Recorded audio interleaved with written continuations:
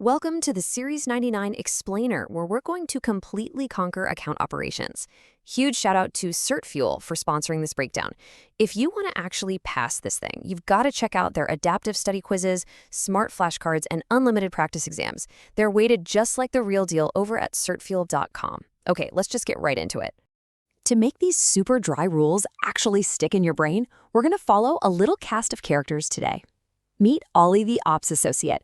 He's just trying to process a terrifying mountain of paperwork for Kara the client, all without making Sam the supervisor completely lose his mind. Just imagine poor Ollie sweating at his desk as Kara barges in, demanding a new account right this very second.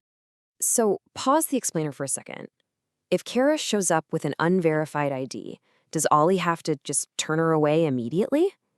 Think about this test scenario. Does he have to verify her identity at the exact, precise second she applies for the account? Actually, no, he doesn't. Account opening ties three distinct duties together, but they're not some rigid package deal.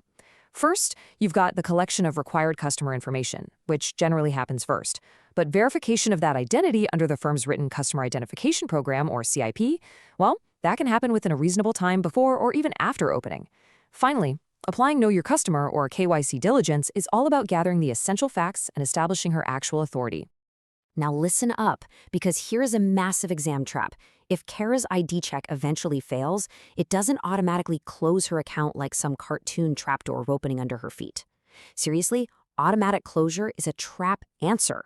Ollie's firm has specific written procedures covering this exact mess. They might allow transacting during verification, closing the account after failed attempts, or even filing a suspicious activity report, also known as a SAR. Okay, let's say Kara wants to be a fancy institutional customer. She struts in with this beautiful, gold-embossed corporate registration. Listen carefully, because Sam the supervisor, he does not care about the fancy paper.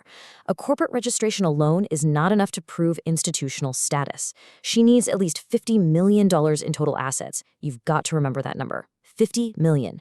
Sam the supervisor will be the first to tell you that accepting the account and deciding who actually has transaction authority are two entirely separate records.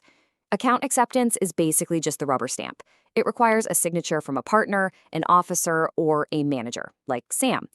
Transaction authority, on the other hand, is about the entity account separately naming each authorized person who can actually push the buttons to trade.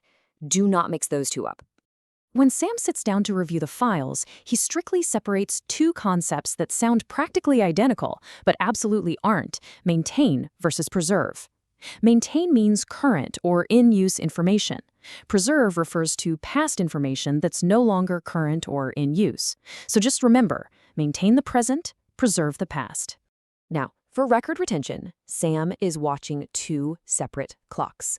First up is the 5-year clock. This is strictly for identity records. Those 5 years are measured from either when the record is made or when the account closes. So 5 years for identity. Got it? But account information gets an extra year. Updated or final account information has to be preserved for 6 years after the update or after the account closes. 5 for identity, 6 for account info. You need to lock those numbers into your brain right now. All right, let's flip the script to Ollie's own wallet for a minute. Pause the explainer again. Ollie just got hired by the firm, right? So what are the rules for an outside covered account he already had before associating with the firm? Does he have to just shut it down? Here's the difference, and it's a big one. For an existing account, Ollie gets a 30-calendar-day grace period to provide a written notice and get consent. But if Ollie wants to open a brand new outside account while employed, he needs that consent and written notice before it even opens. Existing gets 30 days. New needs permission first. Let's jump back to Kara. Say she wants to move her retirement money around. Notice how a trustee to trustee transfer, where assets move custodian to custodian, and a direct rollover where an employer plan sends money straight to the new plan, have absolutely zero yearly limits. Why is that? Because Kara's hands never actually touch the money. However, if Kara does a customer-received individual retirement account, or IRA rollover, she actually gets handed the cash. Because she touches the money, the clock starts ticking. She only gets one tax-free IRA to IRA rollover per year, and she absolutely must redeposit it by the 60th day after receipt. 60 days. Run, Kara, run! So the crucial point here is yet another exam trap staring you right in the face. Required minimum distributions, or RMDs, can never become a rollover. The required amount must leave the account first, period. Note that RMDs apply to traditional IRAs and employer plans, but they completely skip Roth IRAs before the original owner's death. For the 2026 contribution limits, you need to deeply retain these values.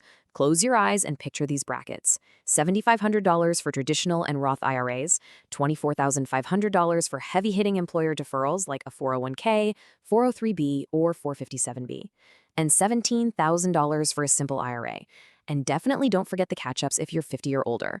And for a 2026 Simplified Employee Pension, or SEP IRA, the employer contribution is capped at the lesser of 25% of compensation, or $72,000. Big numbers, for sure, but highly testable. Seriously, write these on a sticky note and put them on your bathroom mirror. Pause the explainer one more time. Let's say Kara decides she wants to buy something incredibly weird and highly illiquid. Does that single feature, illiquidity, tell Ollie which disclosure document to print out and hand to her? No, absolutely not, because the exam trap is thinking illiquidity picks the disclosure. You always match the actual product to its required document. For example, you deliver the options disclosure document at or before the account is approved for options trading. The product drives the paperwork. A product label alone doesn't set a prospectus deadline either. Just remember, the product drives the paperwork. But what if Kara totally vanishes off the face of the earth? Like, she completely abandons her account.